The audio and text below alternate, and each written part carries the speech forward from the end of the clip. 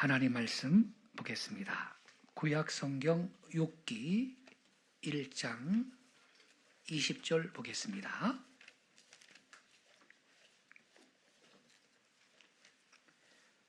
욥기 1장 20절부터 22절까지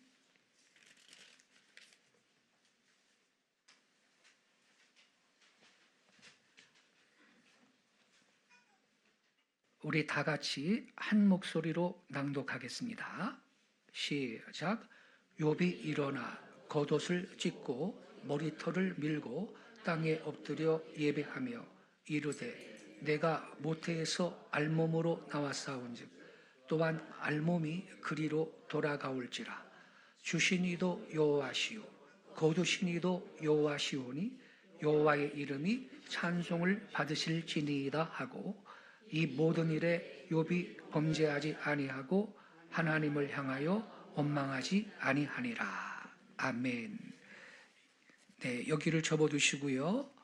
본문 한 장 또 있습니다. 사도행전 16장 19절을 보겠습니다. 신약 성경입니다. 사도행전 16장 19절부터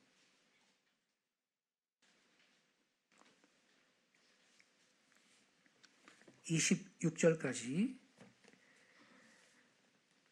저와 함께 한 절씩 교독하겠습니다. 제가 먼저 19절을 읽겠습니다. 요종의 주인들은 자기 수익의 소망이 끊어진 것을 보고 바울과 실라를 붙잡아 장토로 관리들에게 끌어갔다가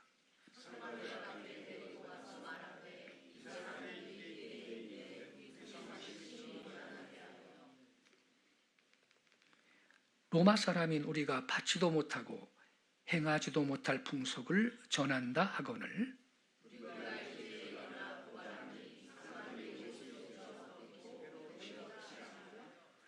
많이 친 후에 옥에 가두고 간수에게 명하여 든든히 지키라 하니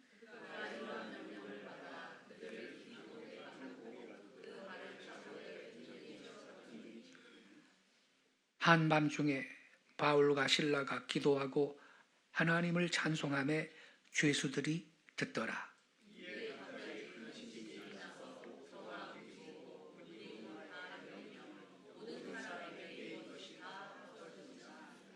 아멘. 오늘은 추수감사절을 맞이해서 우리가 함께 읽은 말씀을 중심으로 밤의 찬양, 이러한 제하에서 말씀을 드리겠습니다. 우리는 오늘 2024년도 추수감사절을 맞이했습니다. 어느 순간 어디에서 사고가 날지 모르는 이 험한 세상에서 여러분, 우리가 1년 동안 지금까지 무사히 잘 지내고 또 올해도 풍성한 추수를 하게 되고 우리들이 이 시간 전 국민을 대표해서 감사 예배를 우리 하나님께 드린다는 것이 얼마나 뜻이 있고 감사한 일인지 모르겠습니다. 오늘 추수감사 예배를 드리면서 그동안에 나도 모르게 희미해진 이 감사의 정신, 감사하는 신앙을 다시 회복할 수 있는 은혜가 있기를 바랍니다. 오늘 말씀의 제목은 밤의 찬양입니다. 여러분, 성경적으로 밤이라는 것은 여러 가지 의미로 사용이 되었습니다. 예컨대 이사야서 15장 1절을 보면 하룻밤 사이에 모압 땅이 망하여 황폐할 것이요. 이런 말씀이 있는데, 이때의 밤이란 황폐와 멸망을 상징합니다. 로마서 13장 12절에 보면 밤이 깊고 낮이 가까웠으니 어두움의 일을 벗고 빛의 갑옷을 입자 그랬는데, 이때의 밤이란 죄와 불신앙을 의미합니다. 또 이사야서 21장 11절을 보면 파수꾼이 외치기를요, 아침이 오고 밤이 오나니 그랬습니다. 낮이 가고 밤이 오는 것처럼 우리 인간 생활 가운데에도 평안과 역경이 교차하는 것을 말하는 것입니다. 이와 같이 밤이라는 것은요, 갑자기 임하는 멸망을 뜻하고, 혹은 죄악과 불신앙을 의미하고, 혹은 역경을 가리키기도 하는 것입니다. 그런즉 밤의 찬양이라는 게 뭐냐? 밤의 찬양, 이건 평안한 가운데 만사가 잘 풀리는 가운데 그럴 때 하는 찬양이 아니고, 역경 속에서 어려운 때에 하나님께 찬미를 부른다, 이런 말입니다. 오늘 우리가 먼저 읽은 본문 욥기 1장의 본문이요, 욥은 동방에서 제일 가는 부자고요, 하나님 앞에 가장 의로운 사람이었어요. 근데 어느 날 그 많은 재물이 일시에 없어지고요, 10남매인 많은 자녀들이 한꺼번에 죽어버립니다. 또 욥은 그의 몸마저 병이 들어 피부병이 생겼는지 기와장 같고 몸을 긁어야 하는 비참한 지경에 떨어지고 맙니다. 그러나 여러분, 욥은 위대한 신앙으로 위대한 찬미를 하나님 앞에 불렀던 것입니다. 뭐라 그랬나요? 21절, 1장 21절 다시 볼까요? 이르되, 내가 같이 읽겠습니다. 시작. 이르되 내가 모태에서 알몸으로 나왔사온즉 또한 알몸이 그리로 돌아가올지라. 주시니도 여호와시요 거두시니도 여호와시오니 여호와의 이름이 찬송을 받으실지니이다 하고, 그런데 여기 20절 앞에 보면요, 그 앞에 20절을 보세요. 땅에 엎드려 예배하며 이렇게 돼 있어요. 지금 예배가 됩니까? 이 상황에 예배할 수 있습니까? 그런데 땅에 엎드려 예배하면서 주님을 찬양하는 거예요. 주신 자도 하나님, 거두신 자도 하나님이니 하나님의 이름이 찬송받으소서, 이렇게 예배를 해요. 이러한 신앙이 진짜인 줄로 믿습니다. 이거는요, 진실로 위대한 역경의 찬양이었습니다.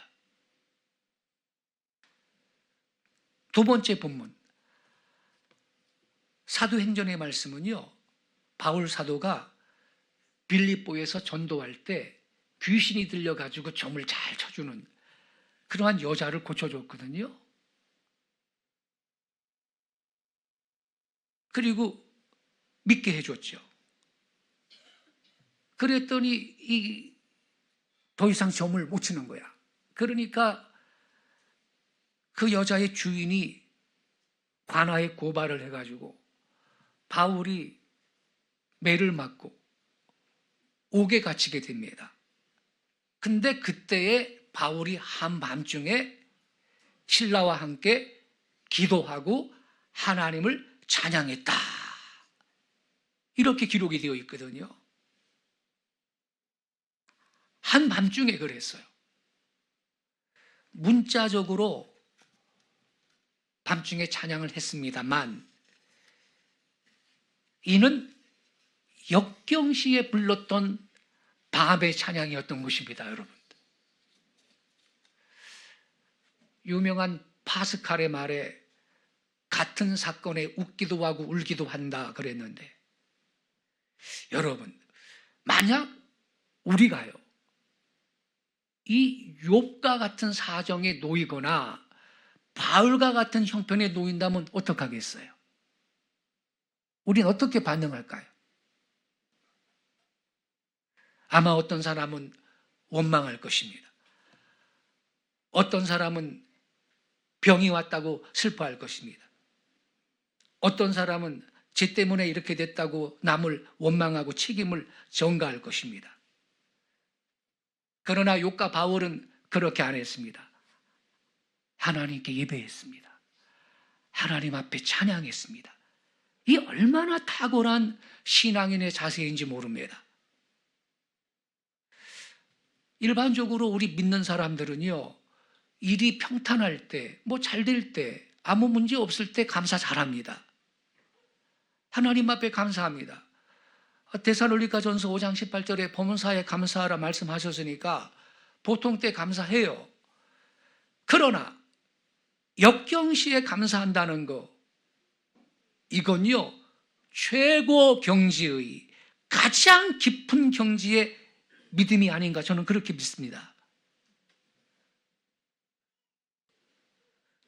이 시간에 바울의 경우와 욥의 경우에 있어서 그들의 밤의 찬미가 어떤 것이었느냐, 좀 더 깊이 함께 묵상을 해보겠습니다. 첫째로, 인생의 밑바닥에서 부르는 찬양이었습니다. 여러분, 욥의 경우요, 욥기 1장 1절 이하에 보세요. 동방에서 가장 큰 부자예요. 욥기 1장에 그의 재산 목록이 나오거든요. 양이 7,000마리, 낙타가 3,000마리, 소는 500결이, 암나귀가 500마리, 아들이 7이고 딸이 3이고 남녀 노비가 무수히 많이 있는 굉장한 부자였습니다. 그 많은 가축들 키우려면 노비가 여러분 10명 갖고는 어림도 없지, 여러분. 그런데 이 욥이요, 오랜 기간 시간이 흐르면서 망한 게 아니고요, 하루아침에 망해버렸습니다. 어느 날 스바인의 습격을 받고, 혹은 하늘에서 갑자기, 마른 하늘에서 불이 내려와서 다 태워버리고, 또 갈대아인의 습격을 받아가지고 세상에 하루아침에 망하고 말았습니다. 알거지가 되었습니다. 그의 자녀들은요, 하나씩 병들어서 순차적으로 죽은 게 아니고 한 집에서 파티하다가 음식 먹고 있을 때 갑자기 큰 바람이 불어 집이 무너져가지고 한꺼번에 압살을 당했습니다. 게다가 욥은 자기 몸에 무서운 피부병이 걸려가지고 냄새가 나고, 자기의 몸이지만 자기의 손이 닿지 않아가지고 기왓장을 주워가지고서는 몸을 긁고 있었던 것입니다. 그나마 그의 부인이 이런 형편에 있는 이 불쌍한 욥을 위로해 주진 아니하고 욕설을 합니다. 여보, 이런 식의 무슨 믿음이야? 하나님 앞에 무슨 의를 지켜? 하나님을 저주하고 죽어버려라 그럽니다. 사면초가입니다. 어려운 역경입니다.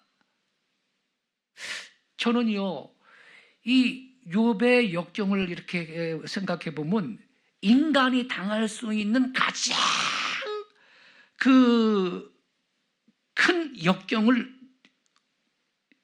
한꺼번에 겪은 게 아니겠는가. 가장 인생의 비참한 밑바닥을 욥이 지금 당하고 있는 것입니다. 이 이상 큰 역경이 아마 없을 것 같아. 바울의 경우를 보면요, 드로아에서 환상을 보고 마게도니아에 건너왔거든요. 제1차로요 전도에서 루디아라는 여자가 믿고 구원받아요.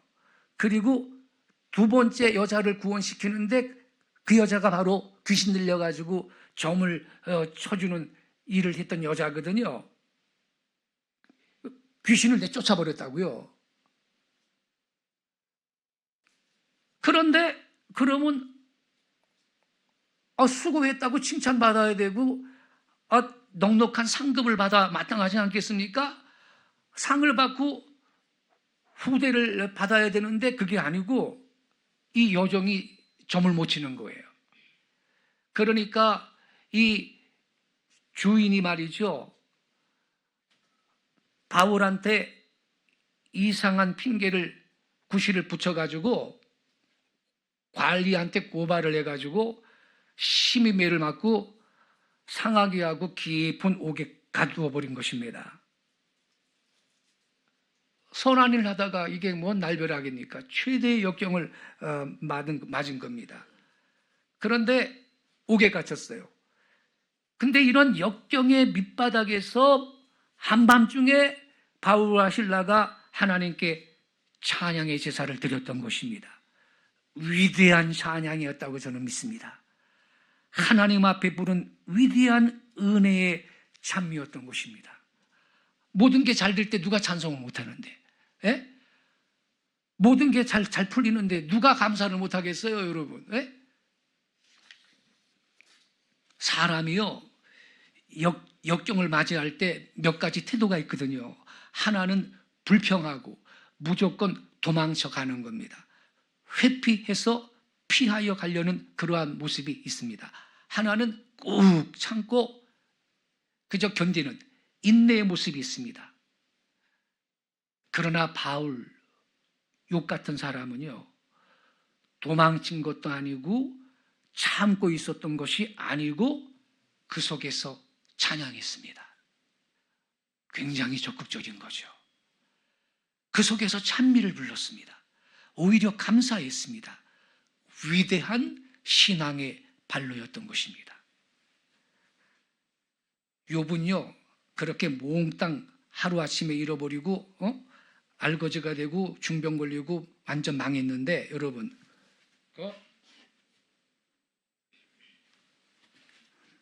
언젠가 말씀드렸죠. 시골에서 어떤 할머니가 주일 11시 예배 교회 왔다가 집에 갔더니 1970년대 흑백 텔레비 볼 때인데 좀도둑이 와가지고 집에 있는 낡은 흑백 텔레비를 훔쳐갔더래. 그러자 이 할머니가 시험 들어가지고 예배할 때 내 흑백 텔레비도 안 지켜주는 하나님을 내가 왜 믿겠느냐. 그 다음 주부터 교회를 안 나가는 거야. 그러니까 초신자가 암만 뜨겁다 그래도 그거 못 믿어요. 연단을 받아야 되는 거예요. 할렐루야. 연단을. 예?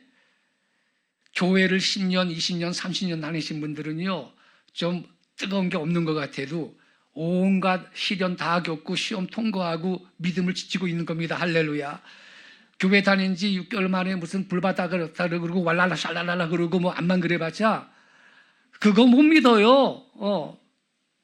신앙의 연조가 그게 여러분 그 가벼운 게 아닙니다. 무시할 수 없는 겁니다, 여러분. 두 번째로, 이들의 찬양은 원인 불명의 고통 속에서 부르는 찬양이었습니다. 욥의 경우는요, 자기가 왜 이런 큰 환난을 갑자기 당하는지 알 수가 없는 거예요. 그때 욥의 세 친구가 와가지고요, 자기들 나름대로 원인을 분석을 하고 욥한테 충고를 합니다. 충고를. 욥아, 너 잘 생각해봐. 너 아마 회개할 죄가 있을 거야. 네가 죄가 없는데 왜 이렇게 망하겠니? 네가 죄가 없이 어떻게 이러한 환난을 당하냐? 너 죄가 있어 그런 거야. 이런 식으로 나오는 거예요.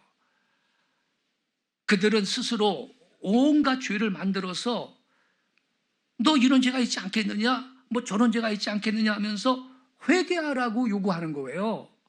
근데 욥은 암만 돌이켜봐도 자기 마음에 그런 죄가 기억이 안 나거든요. 욥이 끝끝내 하나님, 무엇 때문에 제가 이런 환난을 받습니까? 이 까닭을 좀 알게 해주세요. 이렇게 외치죠. 근데 사실 그의 환난은 원인이 어디에 있느냐? 하나님과 사탄 간의 내기에 있는 것이었거든요. 하나님이 어느 날 사탄한테 욥을 자랑했잖아요. 사탄아, 너 내 종 욥을 유의해 봤느냐? 그 사람처럼 순전하고 정직하여 죄악에서 떠나고 하나님을 공경하는 인간은 세상에 없느니라. 하나님이 욥을 딱 자랑하는 거예요. 그렇게 욥은 하나님이 인정하는 신앙인이거든요. 그랬더니 사탄이 뭐라 그랬어요? 아이고 하나님이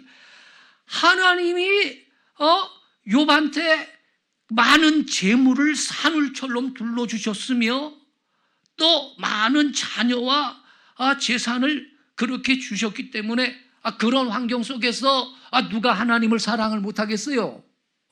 사탄이 이렇게 송사를 하는 거예요. 아니 그러면 누가 그런 환경 속에서 의롭지 않겠어요? 이렇게 사탄은 하는 짓이 뭐냐면 이렇게 송사하는 게 이놈의 전공이에요. 뭐 할 일이 있겠어요 그놈이? 이렇게 하나님 앞에 욥을 송사를 합니다. 그러니까 우리 하나님께서 사탄한테 그래? 너 네 마음대로 그럼 한번 해봐라. 단 욥의 생명을 네가 죽여선 아니 된다. 허락을 하시죠. 그래서 사탄이 욥을 때리기 시작하는 거거든요. 도둑도 보내고 하늘에서 불이 내려오게 하고 막 그러면서 그래가지고 재물이 다 없어지고 자녀가 한꺼번에 죽고 몸이 이 병이 들었던 것입니다. 그러니까 욥의 그 환난의 원인은요, 하나님하고 사탄만이 알고 있는 거예요. 욥의 세 친구는 모르고 욥 자신도 도무지 모르는 일이라고요, 이게. 그런데 이러한 상황 속에서 욥은 하나님 앞에 예배했다. 하나님 앞에 주신 자도 여호와시고 취하신 자도 하나님이시니 하나님은 찬양받으시기 합당한 분입니다라고 그렇게 찬미의 제사를 드렸으니 이 욥의 신앙이 바로 전천후 신앙, 위대한 진짜 신앙인 줄로 믿습니다. 바울도 그래요. 바울도 그가 드로아에서 명백히 하나님의 계시를 받고 빌립보로 건너갔어요. 전도하러. 첫 번째 여자 구원했어요. 루디아. 그 두 번째 여자가 이 귀신 들려서 점쳐주는 이 일을 했던 어떤 사람의 여종이거든요. 이야, 내가 이 빌립보에 자랐네. 전도회 열매를 벌써 2명이나 맺었다. 여자 2명 구원시켰다. 그렇게 생각을 했을 거예요. 그런데 갑자기 환난이 닥치잖아요. 이 여자가 귀신이 내쫓아버리니까 더 점을 못 치네. 그래가지고서는 이 바울이라는 인간이 우리 로마 사람이 뭐 지키지도 못할 요상한 도를 전하고 있습니다. 막 누명을 씌워가지고 얻어맞고 감옥으로, 깊은 감옥으로 들어가지 않았습니까? 그 전에 실컷 매를 맞고. 바울은 수긍할 수 없는 고난인 것입니다. 하나님, 나를 이곳에 보내셨고 제가 전도했는데 착한 일을 하지 않았습니까?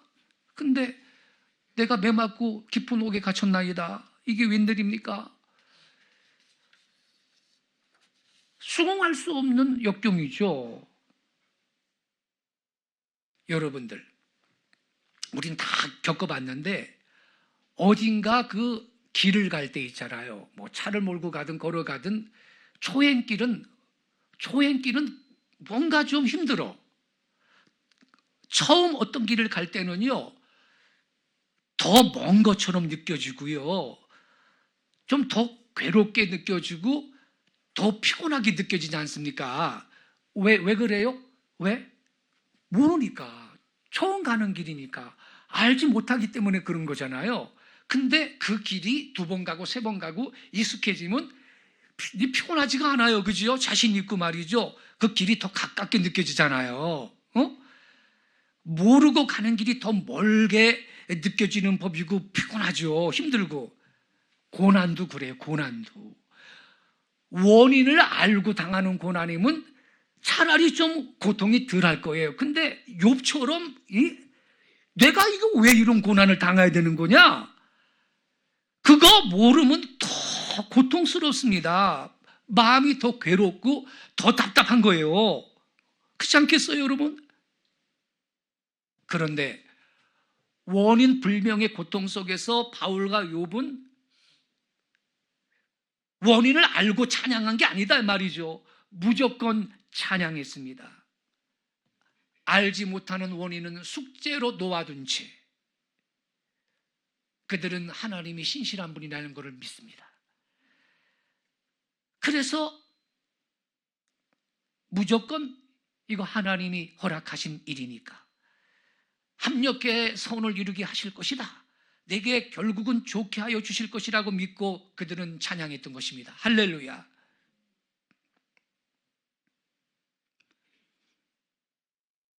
그래서 뭐가 안 될 때도요, 감사를 할 수 있는 것이 이게 참된 믿음인데, 지금 다 망했어도요, 잘 될 줄 믿고 감사하는 걸 어떤 분은 4글자로 가불감사라고 했습니다. 가불감사. 할렐루야.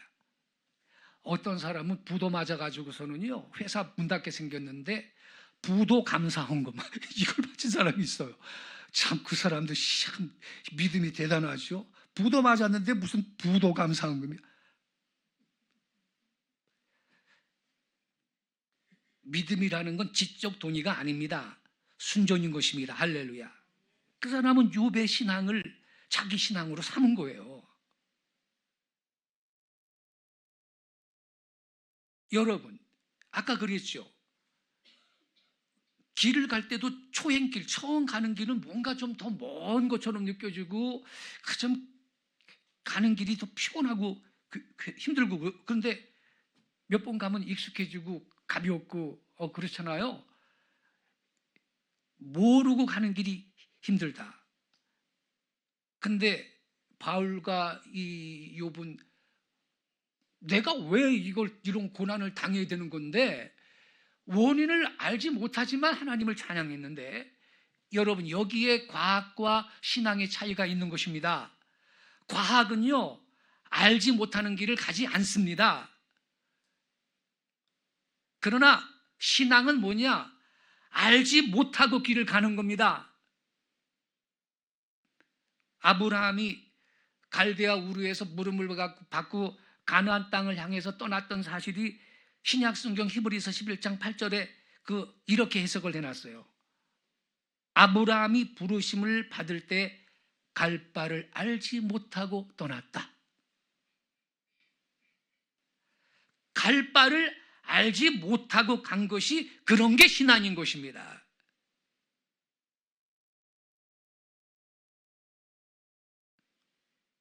과학은 안 그렇습니다. 과학은요, 이 이성으로 말이죠.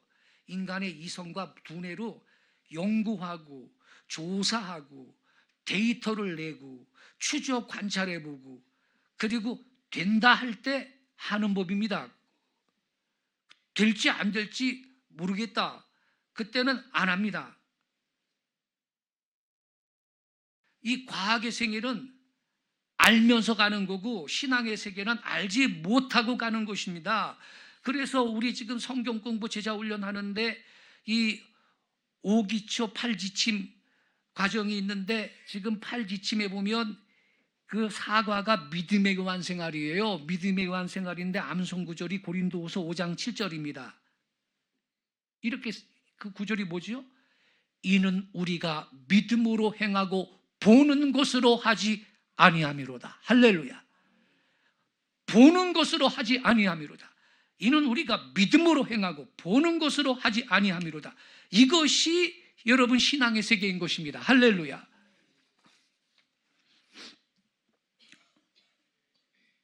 어느 날 여러분 예수님이 길을 가는데 문둥병자 10명이 우리를 불쌍히 여겨주세요. 다윗의 자손이요, 우리를 불쌍히 여겨주세요.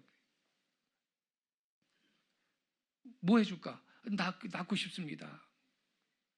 문둥병자 10명이요. 예수님이 뭐라 그랬어요? 네 몸을 제사장한테 가서 보여라 그랬어요. 그래가지고 제사장한테 몸 보여주려고 가는 중에 문둥병이 싹 나버렸습니다. 할렐루야. 근데 제가 말씀드렸죠. 예수님 당시에 이 나병 환자는요, 나병이 완치됐다. 이걸 누구한테 이걸 확인받아야 되죠? 제사장한테 가서 받는 거예요. 그래야 이제 성전도 들어갈 수 있고 속혀 살 수가 있는 거예요. 안 그러면 못 살아요, 같이. 근데 예수님이 그래, 문둥병 고쳐줄게. 그래, 기도해가지고 문둥병이 싹 나은 다음에 이제 제사장한테 가서 네 몸 보여줘라. 그랬냐고요. 그게 아니잖아요. 고쳐주지도 않고 너희 몸을 제사장한테 가서 보여줘. 그러면 믿음 없는 사람들 같으면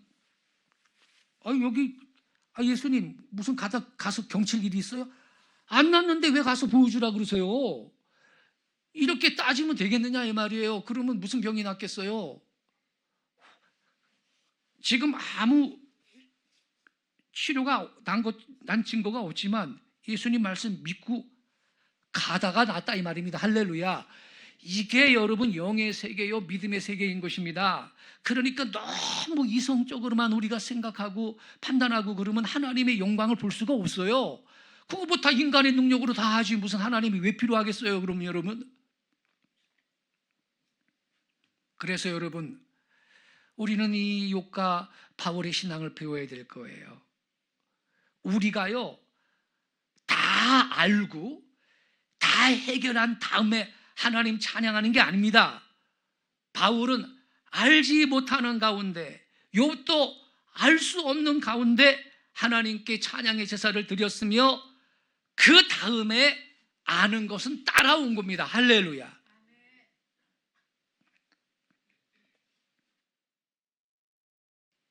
그래서 요한복음 17장에 예수님께서 하시는 말씀 가운데 제자들의 발을 씻기시면서 내가 하는 것을 지금은 너희가 알지 못하나 훗날에는 알리라. 주님 그렇게 말씀하셨습니다.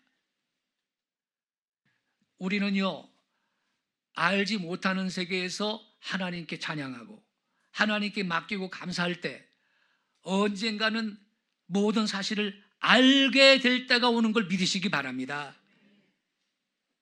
이것이 진정한 예배자들, 찬양하며 사는 성도들의 영광인 것입니다. 결론적으로 밤의 참일은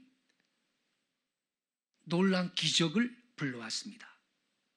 욥의 경우에 고난 중에 하나님 앞에 찬양하였습니다.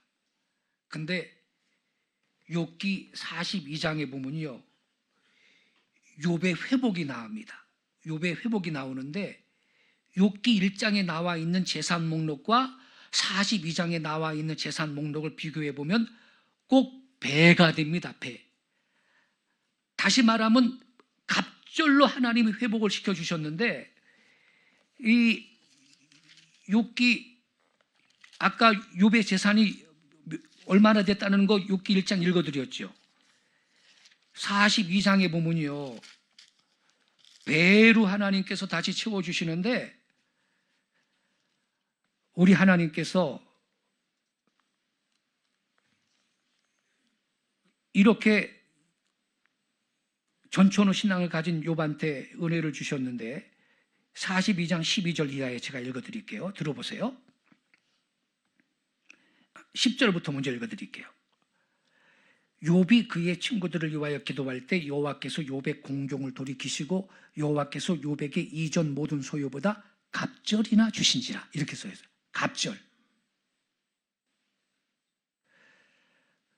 그리고 12절부터 보면요, 여호와께서 욥의 말년에 욥에게 처음보다 더 복을 주시니 그가 양 14,000과 낙타 6,000과 소 1,000결이와 암나귀 1,000을 두었고, 이 갑절이요, 갑절.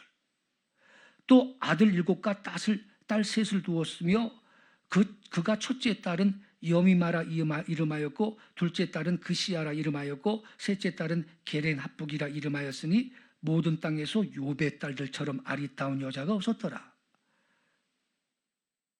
이 욥의 세 딸이 그래가지고 미스 유니버스 대회에 출전을 했는데 셋이 다 진선미가 됐다는 거 아닙니까? 내가 복음이 있습니다. 할렐루야. 모든 땅에서 욥의 딸처럼 아리따운 여자가 없었더라. 그들의 아버지가 그들에게 그들의 오라비들처럼 기업을 주었더라. 그 후에 욥이 140년을 살며 아들과 손자 4대를 보았고 욥이 늙어 나이가 차서 죽었더라. 이거 여러분, 나이가 차서 수완이 다 돼서 죽는 게 이게 축복입니다, 여러분. 나이가 안 차서 죽는 거는 불행한 일입니다, 여러분. 그렇잖아요, 여러분. 우리 하나님이요, 갑절의 복을, 재물을 배로 하나님께서 주셨습니다. 죽은 자녀들을 대신해서 10자녀를 또 낳았고 읽어받을 세 딸을 낳았는데 그 딸들이 아름다웠다는 기록이 있습니다. 그리고 이 새로운 자녀에게서 또 자녀를 낳았는데 140년을 더 살면서 손자 4대를 보고 행복했다는 결론이 나와 있는 것입니다. 여러분, 오늘날 우리도 욥과 같은 신앙을 지킬 때 하나님은 역전의 은혜를 베풀어 주실 줄로 믿습니다. 결국은 승리하게 해주실 것입니다. 바울의 경우도 보세요.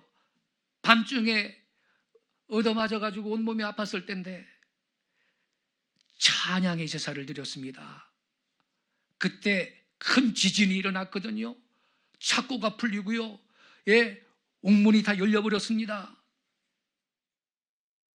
지진이 나고 옥문이 열렸다는 소리를 간수가 듣고 이거 큰일 났네, 이거 죄수들 다 이거 탈출했겠다. 그러면 어떻게 되느냐?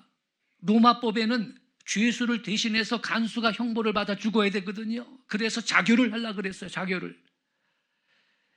바울이 이걸 보고 죽지 마 하고 고함을 질렀죠. 우리 다 여기 있다. 옥사장이 깜짝 놀랐습니다. 등불을 가지고 뛰어내려가 보니까 옥문이 열렸고 착고는 풀렸는데 모두 태연하게 앉아 있어요. 이 사람이 놀라 엎드러져 가지고 하는 말이, 선생님, 내가 어떻게 해야 구원을 받겠나이까? 그 질문이 왜 나온지 알아요? 구원의 하나님을 찬양하는 걸 다 들었었거든. 할렐루야. 죄수들이 듣더라. 저 사람들이 하나님을 믿는 사람이구나, 그러니까 아는 거예요. 그러니까 선생님, 내가 어떻게 구원을 얻습니까? 이렇게 물어요. 바울이 주 예수를 믿으라, 그리하면 너와 내 집이 구원을 받으리라 대답했어요. 그 말을 믿고 예수님을 믿게 되고 세례받고 음식을 차려서 바울과 실라를 대접하면서 온 집이 크게 기뻐했던 것입니다. 예수님 믿고 구원받았습니다. 여러분, 바울이 그 지역 가서 루디아라는 여자 한 사람 구원했고 그 다음에 점치는 이 여자 구원했잖아요. 남자는 이때 처음으로 구원을 시킨 겁니다. 할렐루야. 세 번째 비로소 남자를 얻은 거예요. 로마의 높은 고관을 회개시켰습니다. 큰 대열을 낚은 셈이 된 거예요. 그와 온 집이 예수님을 믿게 되고 온 집이 다 구원받게 돼가지고 빌립보 전도의 대성공을 가져왔던 거예요. 다시 말할 것 같으면 빌립보 전도의 대성공의 기적을 가져왔습니다. 뭐가? 밤중의 찬양이요. 여러분, 바울은, 신라는 놀라운 기적을 보고 나서 찬양한 게 아니고요, 먼저 찬미하고 먼저 감사했더니 그 다음에 기적이 따라온 것을 깨닫기 바랍니다. 우리가 그래서 순서를 바로 해야 되죠. 어느 걸 먼저 할 거냐? 우리 사람들은 너무나 실리적이라 가지고 또 약삭 발라 가지고 이 좋은 것이 있을 때만 그때 감사하죠. 근데 바울과 실라는 먼저 감사했습니다. 그 다음에 좋은 것이 따라왔어요. 예수님도 마태복음 6장 33절에 이렇게 말씀하셨죠. 너희는 먼저 그의 나라와 그의 의를 구하라. 그리하면 이 모든 것을 너희에게 더하시리라 그랬습니다. 이 모든 것을 받고 난 다음에 하나님 나라와 의를 구한 게 아니다 이 말이죠. 먼저 하나님을 구했더니 이 모든 것이 너희에게 왔느니라. 여기에 감사 찬양의 위력이 있는 걸 깨닫기 바랍니다.